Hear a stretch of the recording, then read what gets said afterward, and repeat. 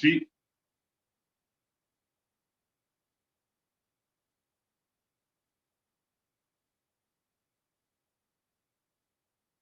sí.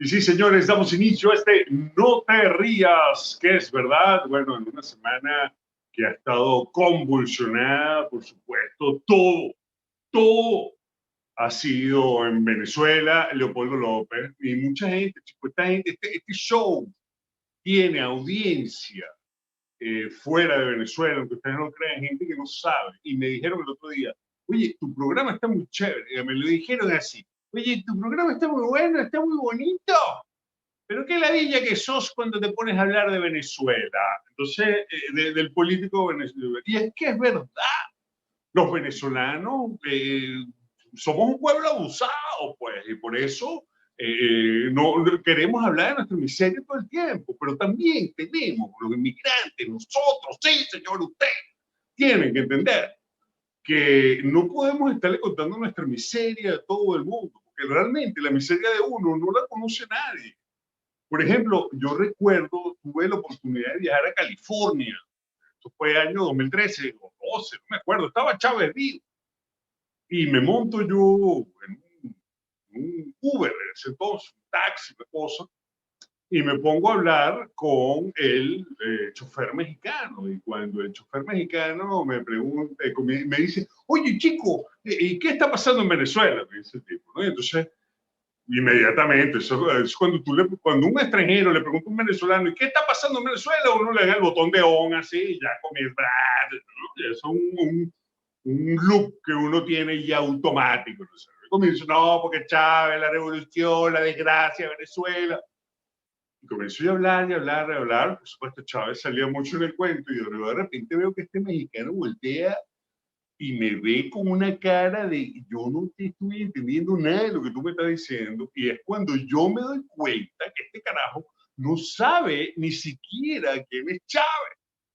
Y eso fue un momento de iluminación completamente. Eso fue un momento increíble porque que alguien no sepa quién es Chávez para un venezolano es una cosa inconcebible. Y sucede que no, que un mexicano en California no tiene la menor idea de quién es Chávez, así al igual que usted no conoce el nombre del dictador actual de Kenia o no, Uganda o cualquiera de esos, porque es relativamente igual. Y esto mismo, usted ni siquiera sabe quién es el presidente de México. Así que, ¿para qué vamos a parar? Seria, porque finalmente la gente no tiene que vivir con lo nuestro y con nuestros cuentos. Y, por supuesto, entonces voy a hablar de Leopoldo López.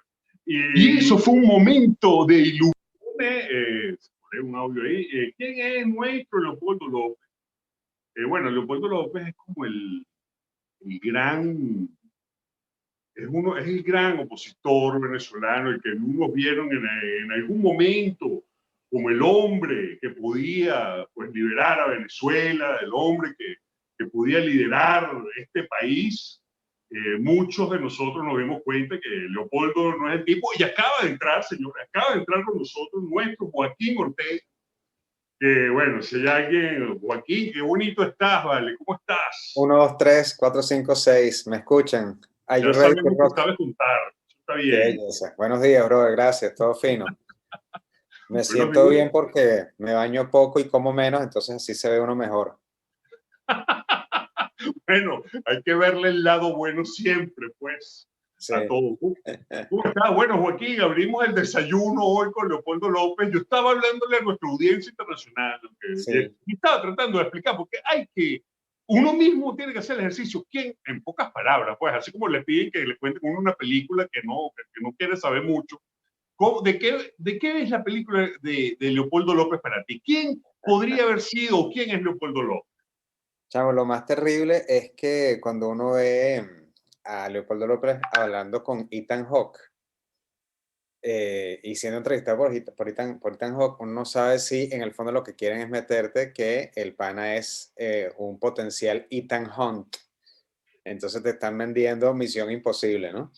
Esa puede ser una opción, ¿no? Pero bueno, creo que en última instancia, chamo, hay una muy buena definición que en estos días dio Roberto Echeto, y es que, bueno, Leopoldo se ha convertido para muchos en el diseñador de nuestros fracasos, ¿no? Entonces, es un diseño prêt-à-porter de lo que no debe hacerse.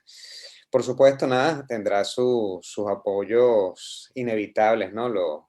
Los Leopoldo Liber, y dirán que todo lo ha hecho perfecto, que todo estaba pensado, etcétera, etcétera, pero hemos visto una sucesión de fracasos terribles, que uno no sabe si son por él o son porque bueno, sabes que en el fondo uno ve todas estas personas que han sido políticos jóvenes y uno no sabe si son candidatos Manchuria, ¿no? Entonces a lo mejor los malos no son ellos, sino que son la mamá los que les mandan a decir naranja para meterse la pistola en la boca, ¿no?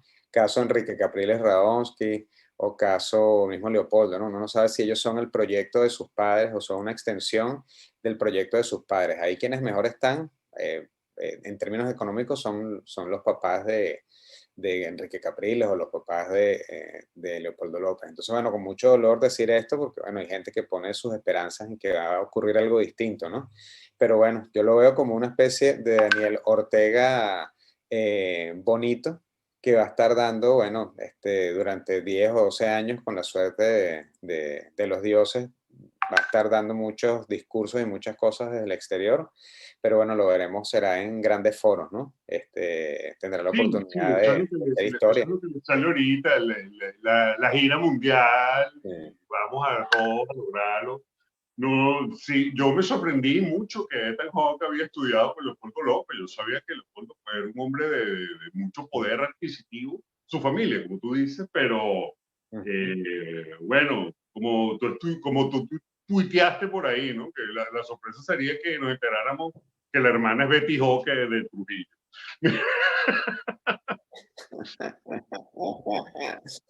Ethan Hawke y Betty Hawke, exactamente.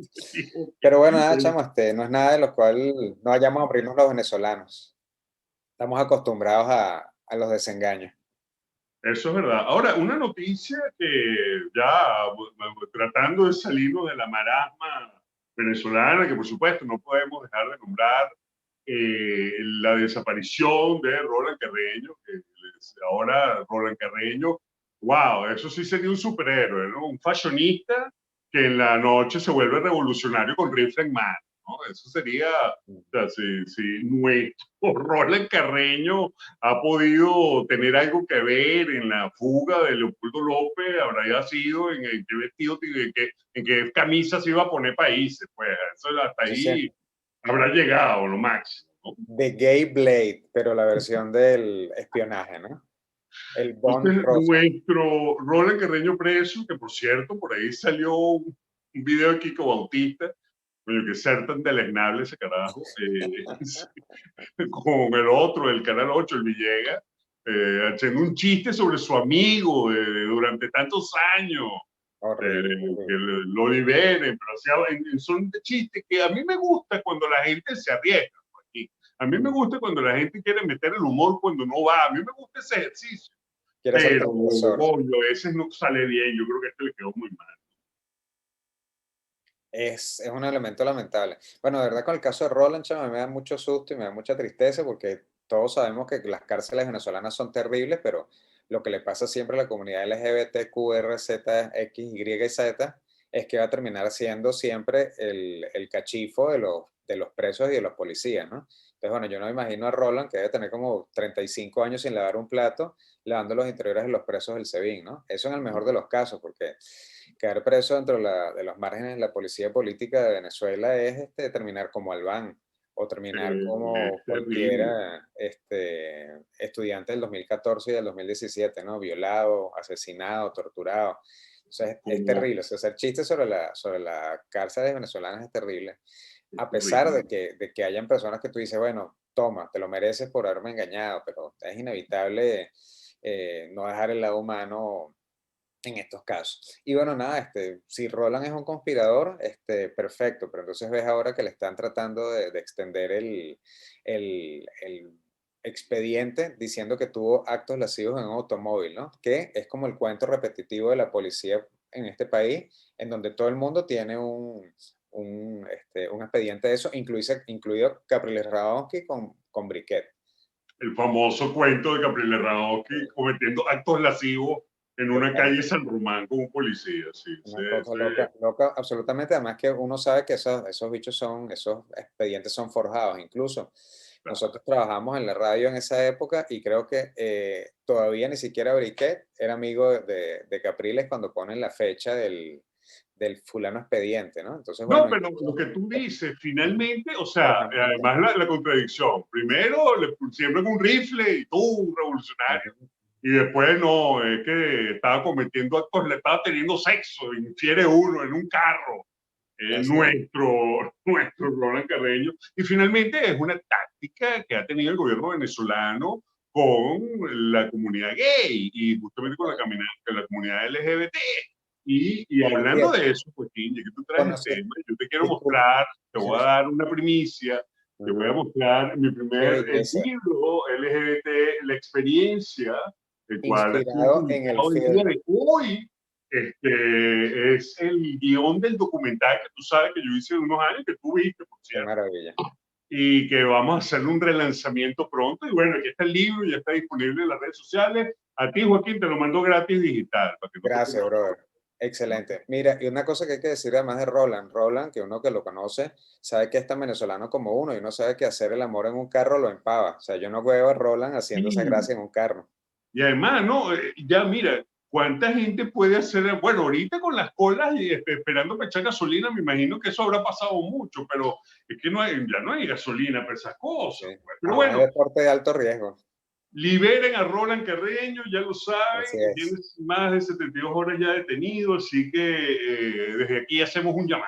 Y bueno, nuestro Leopoldo se va, pero nuevamente comienza a funcionar la puerta giratoria en Venezuela, se va Leopoldo y entra Evo, pero Evo yo no he oído mucho de Evo, ¿qué sabes tú al respecto y qué movimiento es ese? Bueno, lo último que supe de Evo es que sigue sin aprender español, entonces es un peligro terminar de hacer el intento de entenderlo, ¿no?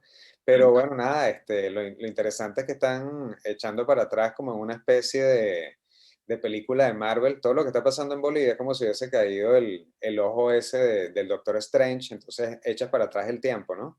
Es como Tenet, un Tenet latinoamericano. Entonces, bueno, nada, me imagino que dentro de 2 semanas, Evo estará más joven y estará otra vez compitiendo por la presidencia vestido de electricista industrial. Pero en el caso venezolano, bueno, sabemos que nada mejor que ser un invitado del gobierno, ¿no? No solo de este gobierno, sino de todos, ¿no? No sé si tú recuerdas que aquí estuvo durante muchos años un presidente haitiano, que era una especie de Guaidó en su época, que no hhacía nada, Aristide, ¿te acuerdas? Que él decía que era presidente y vivió como El 15 años guaiduentiano, sí, sí, sí. de gorrón del presidente Carlos Andrés Pérez y después de otra gente más. Entonces, bueno, me imagino que Evo, mientras todo se arregla, nada, hay que pensar también en la hipótesis de que la gente del MAS de Bolivia sí lo quiere de vuelta, ¿no? Hay gente que dice que no, que ese MAS no es el MAS que fundó Evo, mejor dicho, el MAS en el que participó Evo, que es un poco lo que dicen también con Fernández en Argentina, que no es el argentino, no es el Fernández de la Kirchner, sino que es un tipo que es una especie de peón suelto. Y entonces, bueno, empiezan las historias, ¿no? Los grandes amigos que se pelean. Yo sé que tú tienes una diferencia con Ronald Vandermonti, ese tipo de historias, ¿no? Por cierto, un saludo a Ronald, que Ronald normalmente es el programa aquí conmigo, pero tenemos una buena noticia. Está Eh, embarazado. no, ojalá, Ah, consiguió trabajo, chico, y no qué él es maravilla. consciente del programa. Pero bueno, yo mantengo Maravilla. la esperanza siempre que lo voten. Y regrese a mí. No, estamos muy contentos por él. Estamos muy contentos por él. Mira, volviendo a lo de Evo, ¿qué pasó? ¿Qué pasa en Latinoamérica cuando decidimos suicidarnos? O sea, ya creíamos que le estábamos ganando terreno a la izquierda, y vuelve Chile, Argentina reaparece, Bolivia tiene ese comeback inmediato porque no dieron tiempo de nada. Bueno, Venezuela, como siempre, estática, qué vaina, ¿no? Y Sí, España, bueno, ni hablar. sí. Bueno, es una pesadilla porque los proyectos políticos, hay una frase, perdón, una frase bellísima de de Raymond Aron, que él decía que la política es el arte de los planes elaborados y de las decisiones sin retorno. Y la izquierda se planteó un proyecto a larguísimo plazo, no solo después de la Segunda Guerra Mundial, sino en el caso venezolano, es decir, lo que no pudo obtener en Venezuela por la violencia guerrillera, bueno, lo hiciste por infiltramiento, ¿no? Infiltramiento justamente en los lugares en donde te habían, entre comillas, rebotado, ¿no? Que era el espacio de las ideas, las universidades y los cuarteles, ¿no? Entonces lo infiltraste con la gente que estaba sembrando tu idea irredenta o izquierdosa, ¿no?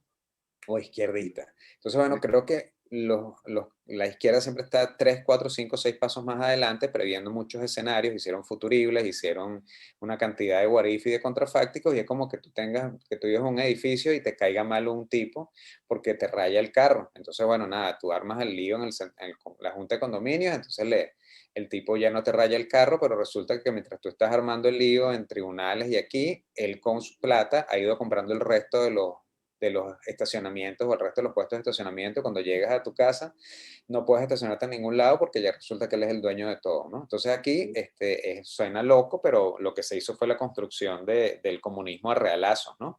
A punta de dinero, ¿no? Lo que se perdió en Europa del Este con la caída del muro de Berlín se reconstruyó en Latinoamérica con el Foro de Sao Paulo, que la gente decía que no existía, ¿no? Decían, eso es una teoría de conspiración, eso no existe.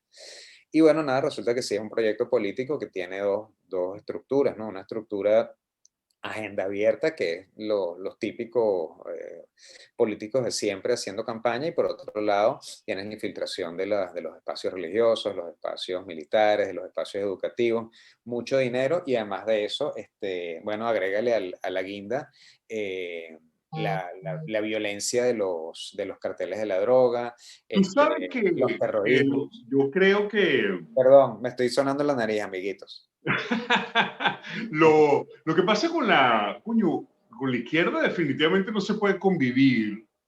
Y tú te das cuenta, esos personajes que antes nos parecían nefastos, que eran, bueno, por supuesto, lo radical que fueron los adecos con la guerrilla al principio de la democracia venezolana, que fueron brutales, y cosas más, un poquito más sofisticadas que en los Estados Unidos, como McCarthy, que comenzó a perseguir a todo el mundo de una manera absurda también.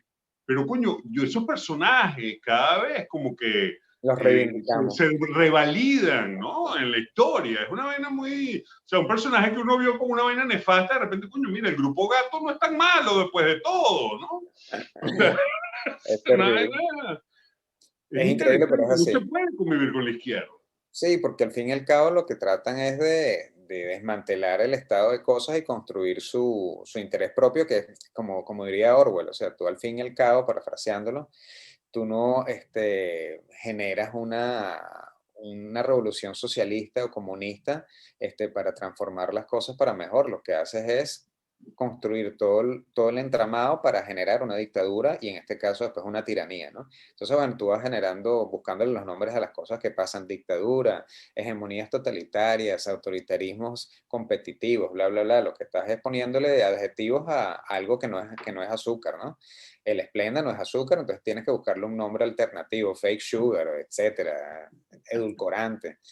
Y al fin y al cabo, bueno, nada, lo que ocurre con esta gente que hacía, entre comillas, el mal a nuestros ojos, no era el mal, era básicamente, bueno, el trabajo que tienen que hacer las repúblicas para mantenerse, la razón de Estado, cosa que también está haciendo la izquierda cuando piensa como razón de Estado. Ay, metieron preso a Roland, ay, mataron a fulano, ay, torturaron al otro. Bueno, ese es el trabajo del Estado, por supuesto, con más o menos diplomacia, con más o menos mano izquierda, pero es eso lo que hacen. Hay otra frase bellísima, ahorita que hoy amanecí de frasólogo. Hay una frase de Felipe González, que lo agarran con los pantalones abajo durante la época de las GAL. Estaba la ETA haciendo de la suya y las GAL eran como una especie de grupo gato, una especie de policía secreta o alternativa, un grupo BAE, un grupo FAES, por llamarlo de alguna manera. Y los tipos, bueno, nada, los descubren matando a guerrilleros y a terroristas que también asesinaban a policías dándole tiros en la nuca, como ocurrió en Venezuela también, ¿no? Y entonces Felipe González dice una frase importantísima para el pensamiento republicano o republicanista, pero que él utiliza utiliza el adjetivo de democracia, ¿no? Felipe González dice, es cierto, se han matado a estas personas, etcétera, etcétera, pero no olviden que la democracia también se defiende en las alcantarillas. O sea, es una frase brutal para hacer entenderle a la gente que hay que cuidar lo que tiene. ¿Qué pasó en Venezuela? Nos volvimos permisivos con la democracia y se cae en una de las tantas paradojas de la democracia que dejas entrar, quieres ser tan tolerante que dejas entrar al intolerante al sistema. Entonces, bueno, es dejar una célula cancerígena en el organismo. No puedes dejarla ahí porque destruye el resto de los tejidos. Destruye. Caldera, siempre Caldera. Mira, Es uno de tantos culpables, ¿no? hay quien hay que echarle la culpa. Bueno, O sea, ya saliéndonos un poquito de la cosa política, entendamos que Joaquín Ortega es un analista, sociólogo, locutor de radio, analista político, por supuesto, muy reconocido. ¿Tienes algún evento ahorita, Joaquín? ¿Tienes algún libro, algo que quieras recomendarnos? sí, vale, fíjate, en estos días vamos a tener, en una semana, si no me equivoco exactamente, vamos a hacer el lanzamiento de un diccionario humorístico, el Diccionario de la Crisis, se llama Crisionario, que lo trabajé junto con Ana Black, que tiene unos dibujos maravillosos, y gracias a todo el equipo del Pitazo.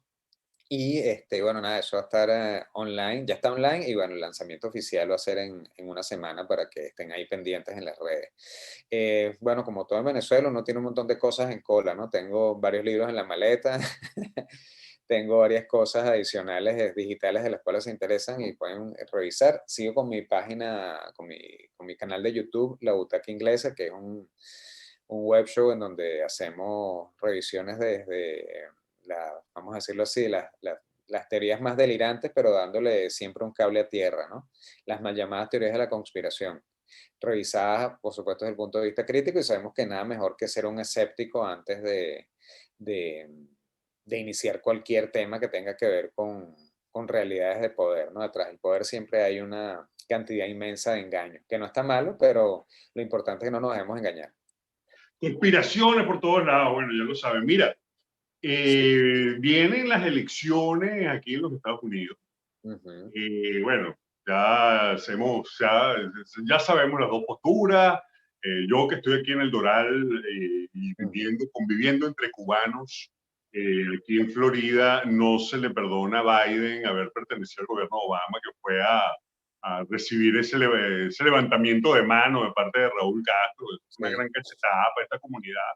Bueno, y para muchos venezolanos que entendimos que esto era un desastre y por eso esa alergia que causa el candidato, además acompañado de una Kamala que huele mucho a socialismo, ¿no? Ujú. Y por el otro lado tenemos un Trump que engrandecido, entendamos, y yo quería hablar contigo, era de para meterle farándula al asunto, Ajá.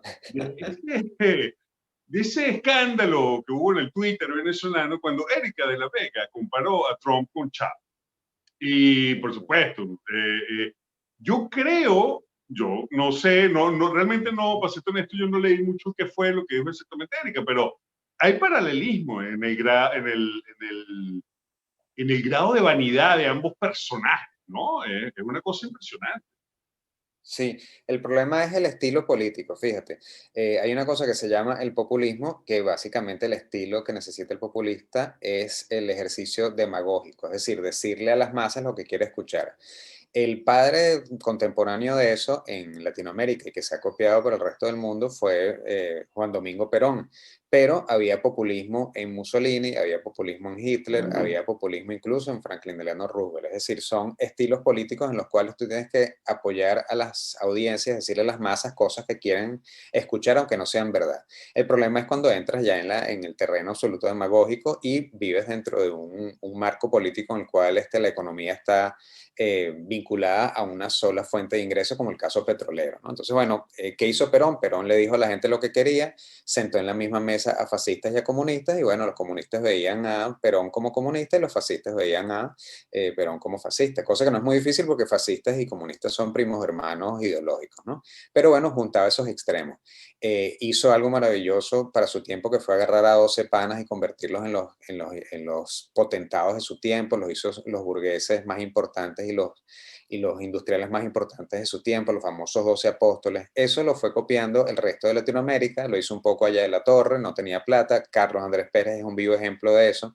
Y después pasan 25 años, 30 años y tenemos a Chávez, pero cuando tú ves a Chávez entre el año 99 y el 2005 y ves a Putin y ves a Uribe, los tres funcionan igual. Son el mismo estilo demagógico y populista. Entonces, bueno, que tú digas que Trump es igual que Chávez, a lo mejor lo que quieres decir es que es tan demagogo y tan populista con sus audiencias como lo era Chávez.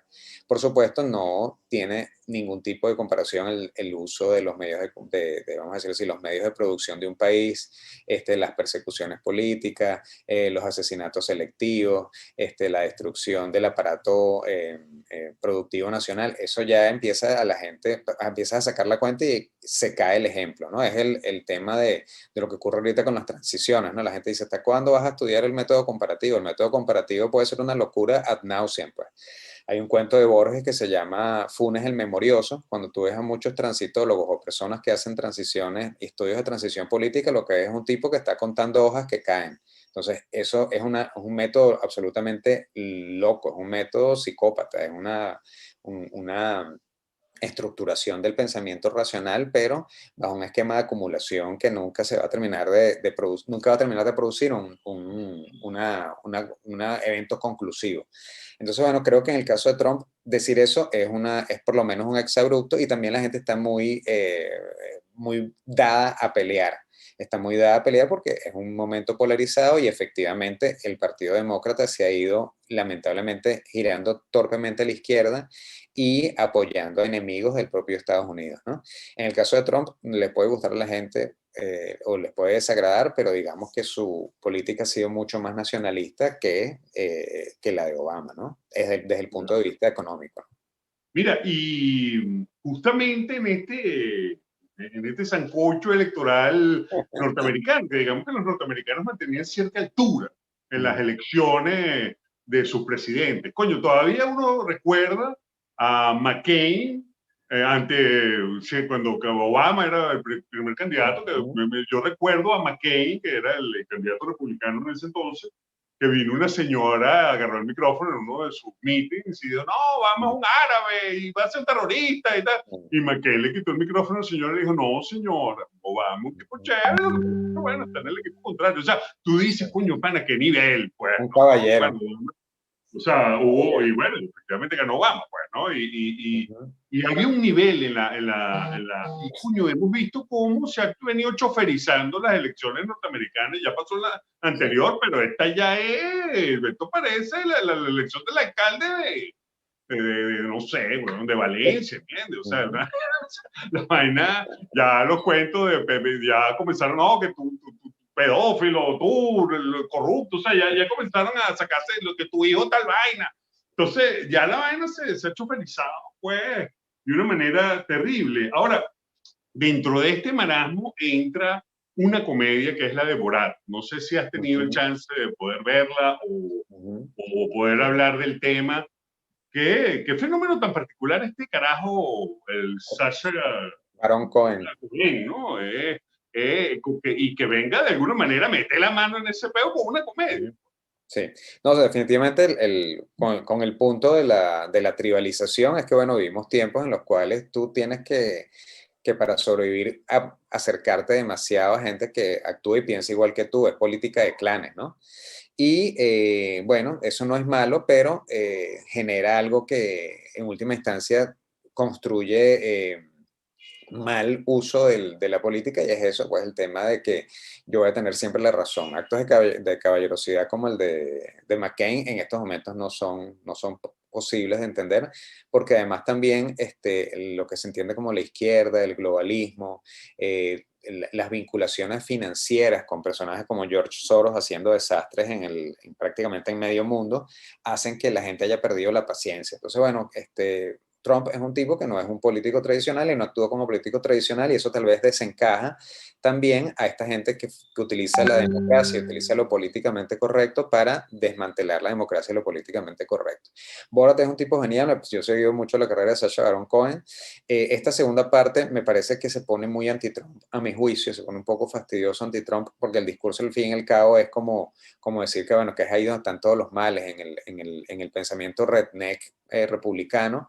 Me divierte mucho lo de Giuliani, pero bueno, al fin y al cabo es un señor que está soltero y bueno, ¿quién no se va a caer que no va a caer en las manos de una No tipa de me Europa del Este, sorprendió, ¿no? o sea, dije, bueno, pero pobre viejo, qué lástima, es lo que da pena, pues, hasta ahí. Más bien lo engañaron.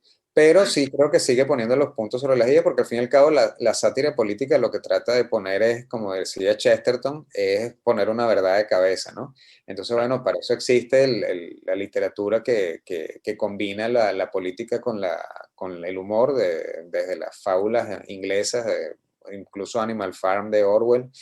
eh, y toda esa cantidad de historias en donde dices Juan para nombrar a Pedro o nombro Pedro para decir Juan, es decir, dices una cosa para que se entienda otra y tú puedas mantenerte con vida, ¿no? Entonces creo que el tema del humor político sigue estando vigente. Me parece que es un momento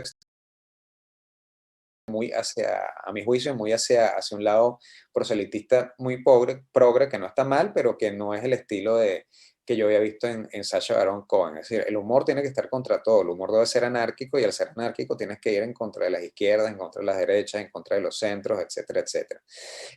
También lo vi dando unas declaraciones a Sacha Baron Cohen sobre el tema de Zuckerberg, un poco largas y un poco destempladas. Entonces, creo que bueno, ahí entran otras valoraciones, ¿no? Ahí la gente también cree que por ser actor tienes que ser politólogo o que por ser actor tienes que tener una estructura mental importante, ¿no? O sea, yo de chamo escuchaba Rage Against the Machine y Isaac de la Rocha y el otro pana, el guitarrista, son un par de izquierdosos tan tarados como los Sí, sí, sí, sí. compañeros de clase que pudo haber tenido en mi momento en pregrado, ¿no? En la UCB.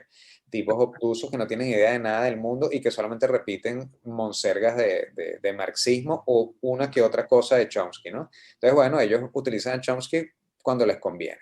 Si Chomsky hace una lista de cómo es el autoritarismo, ellos van a ver solamente a la derecha haciendo eso, pero cuando lo hace alguien de izquierda, pues se hacen los locos. Fíjate que tarde llegó Chomsky a darse cuenta que Chávez tenía rasgos dictatoriales y rasgos tiránicos, tenía que morirse Chávez, ¿no? No, pues yo, eso cuando se fue Chávez se fueron los reales. Ahí es que Chomsky se iluminó. Como le pasa a muchos, pues, ¿no? Mira, bueno, y siguiendo con la cuestión de Netflix, por supuesto, tuvo toda la discusión de esta película Cuties, Ujú. que creo que en español se llama Guapish. Y bueno, ahorita aparece Amazon, ahora aparece Amazon esto con la historia de los menudos, ¿no? De Ok. la serie de los menudos. Que Sí, hay, Cuties Alex saliendo, la productora de este programa, me decía a ver el otro día, bueno, ¿cuál es el balance. el paralelismo? Porque de alguna manera Ujú. Menudo también tiene algo de explotación infantil, claro, a otro nivel, pues entendamos, eran otras épocas también. Sí, Cuties en Maracaibo le dicen en los quemaditos puticas. Este, de hecho, bueno, el punto fundamental aquí es justamente la percepción que tú tienes de las cosas, ¿no? En la medida en que tú creces, vas viendo cosas ya con los ojos de adulto, entonces, bueno, no te dabas cuenta, o sea, yo decía, ay, mi papá me decía, ¿qué haces tú viendo Juan Corazón? Ese dicho es gay. Ahora que lo veo a lo lejos, no era gay, era un pelín amanerado, pero no era gay, pero entonces, bueno, esa era la visión que tenía mi papá, todo machista y todo maracucho, ¿no? Entonces, bueno, es el punto que uno dice, hay que crecer y ver las cosas de distintas miradas. No puede uno, vamos a decirlo así, tratar de jugar todo con los términos políticamente correctos, pero definitivamente hay una agenda abierta y el caso de Cuties, de las muchachitas estas, de las Minions, sí hay una agenda de normalización de la pedofilia, porque evidentemente incluso hubo hasta una experiencia TED, eh, una, una, una de estas discusiones de la compañía TED, de la Sí, sí, sí, sí, la curso vi. TED, ¿no? Donde normalizan es decir, dicen que bueno, que tú puedes tener también el amor infantil, o sea, entonces estás normalizando algo que no sabe que ocurre en el mundo islámico y que sabe que ocurre en muchos círculos de poder, porque mientras más poder tienes, más ocioso te vuelves, mientras más dinero tienes, más ocioso te vuelves. Entonces sí hay normalización de la pedofilia, eso hay que anunciarlo desde el punto uno. Pero tú sabes Y, que ujú, esto es interesante. Hay un intento ujú, de hacer parecer la pedofilia otro tipo de sexualidad posible, ¿no? ujú, Con limitaciones. Pero estas ujú, siglas, ujú, LGBT, que usted va a poder estudiar el tema aquí en mi libro, que está ujú, publicado ya en Amazon, es la calle ciega en la que está la comunidad sexodiversa. Cuando tú haces LGBTQHIW, cuando tú haces esta sopa de letras, tú ya estás dando la justificación de que cualquier cosa puede entrar ahí. Entonces, si tú te pones a ver, Joaquín, si el argumento del grupo MAP, que son los pedófilos, ellos argumentan que la letra es P y que ellos sienten cierta atracción hacia los niños, ¿ok? Que no deben cumplirla, que no deben llevarla a cabo, pero que es una tendencia erótica o un género de sexualidad. Sí, es lo que inventó, lo que inventó Bianco, una variación sexual. Entonces, bueno, ahí te engancha. O sea, a usted le provoca con un perro, dele. A usted le provoca con una silla, dele. Entonces inventas el pansexualismo.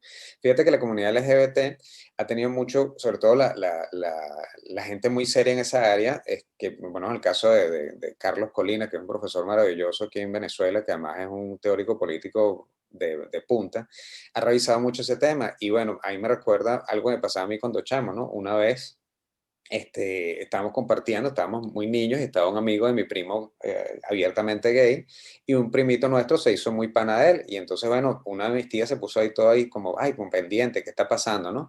Y este pana le dijo, mira, pana, tranquila, yo soy gay, pero no soy un depravado, o sea, los chamos no se van a convertir en gays porque yo esté amenizando la fiesta o esté haciéndoles comida, etcétera, etcétera. Entonces, esos riesgos están allí.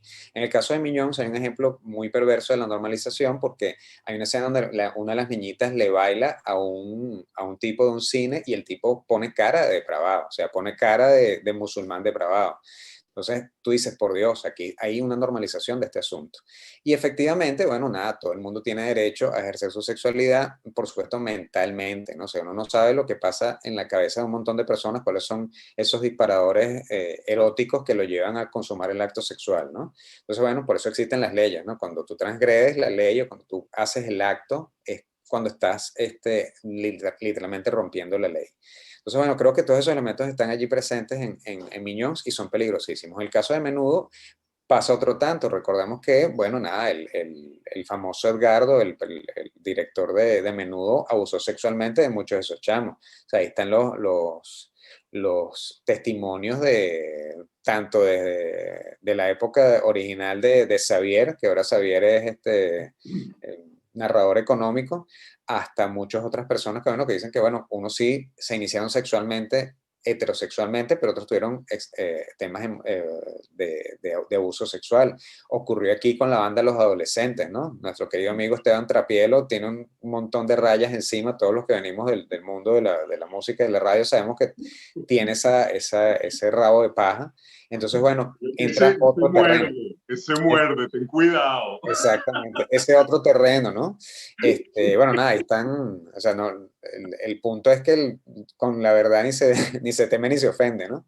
El punto es que no hay duda que hay una serie de elementos allí presentes. También hay otra estructura dentro del mundo gay. O sea, yo tengo un gran amigo, tú lo conoces, la Julián.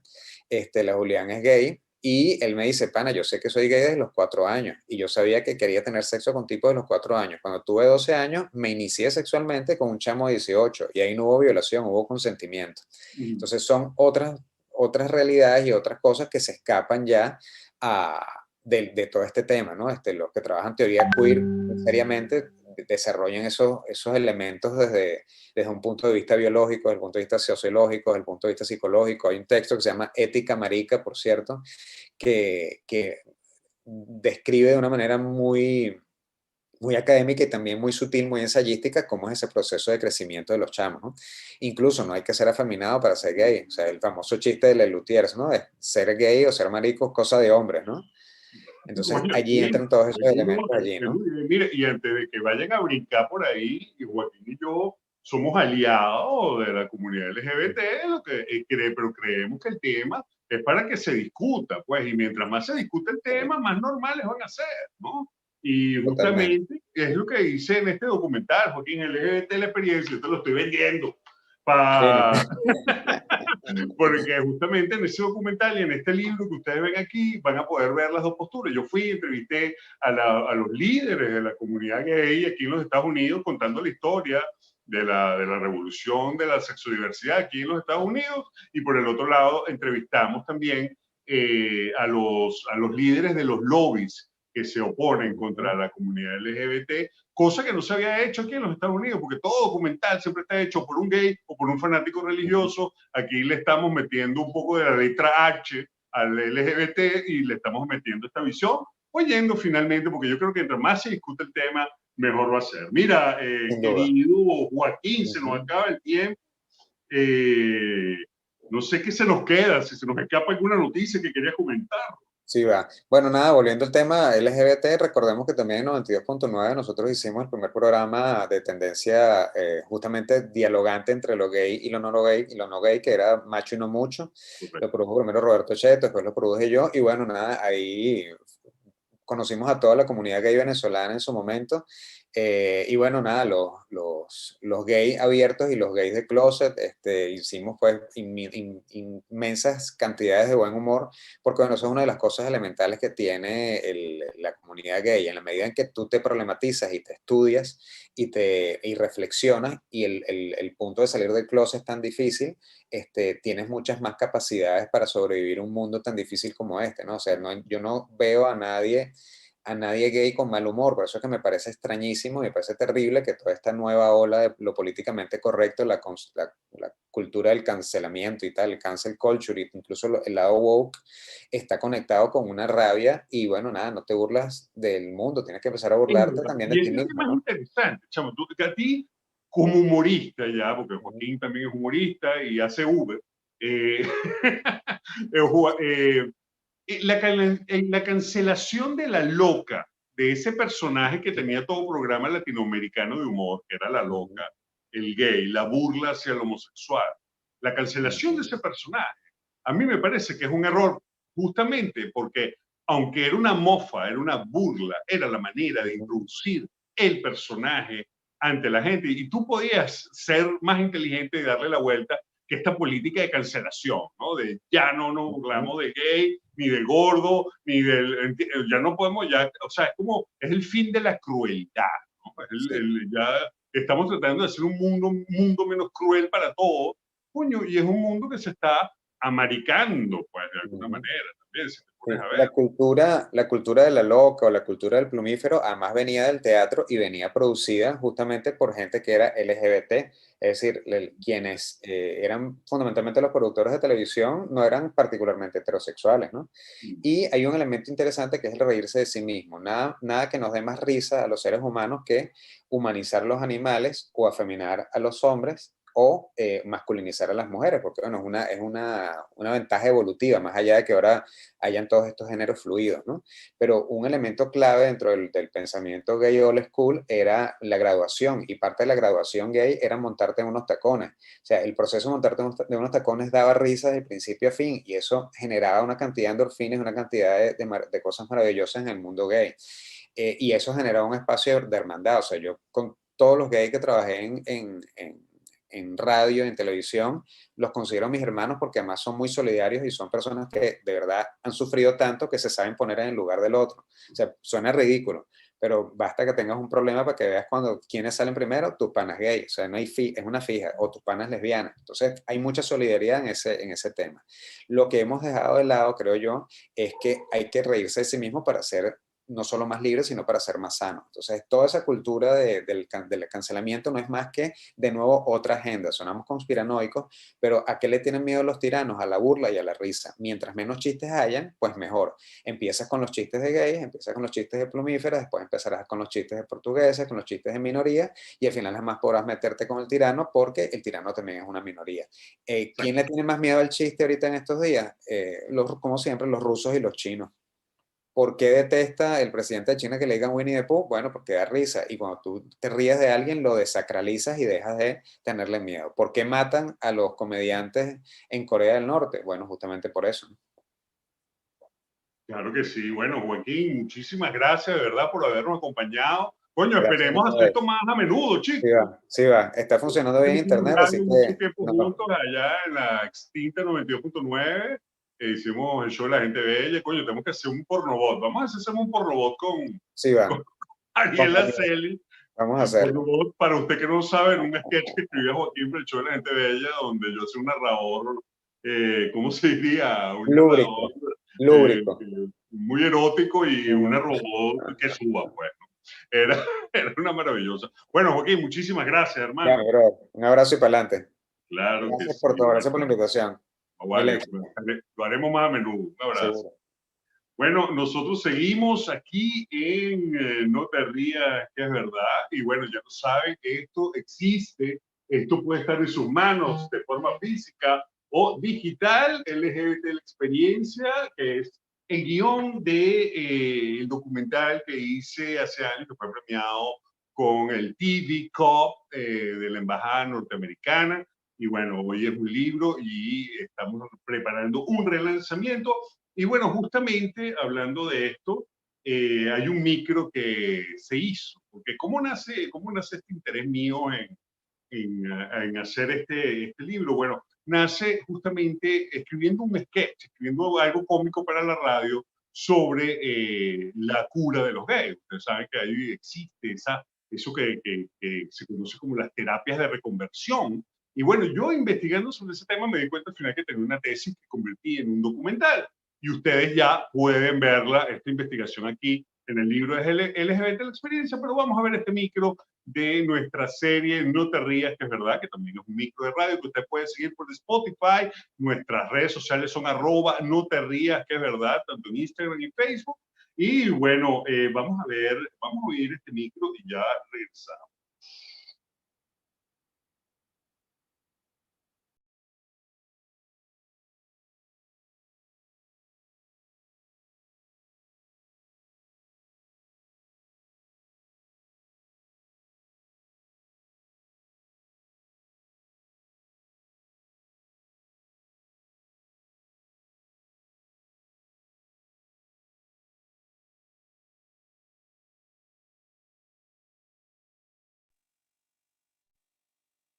Bueno, lamentablemente no sonó, pero va a sonar en la próxima. Se lo colocamos ahorita al final de nuestra transmisión en YouTube. Hasta aquí, no te rías, que es verdad. Recuerde, la productora de este fabuloso, increíble espacio fue nuestra, Alex Saliendo. Si usted quiere patrocinarnos o quiere tener algún tipo de interacción con nosotros, escríbale @Alex Saliendo Soy en Instagram. Síganos por @no te rías, que es verdad. Y bueno, soy Tom Monasterio transmitiendo por Pangea City, un conglomerado de emisoras y contenido para ustedes, contenidos para todos los sentidos, en manos de sus directores Edgar Paredes y Randy Walsh. Soy Tom Monasterios y hasta una próxima oportunidad.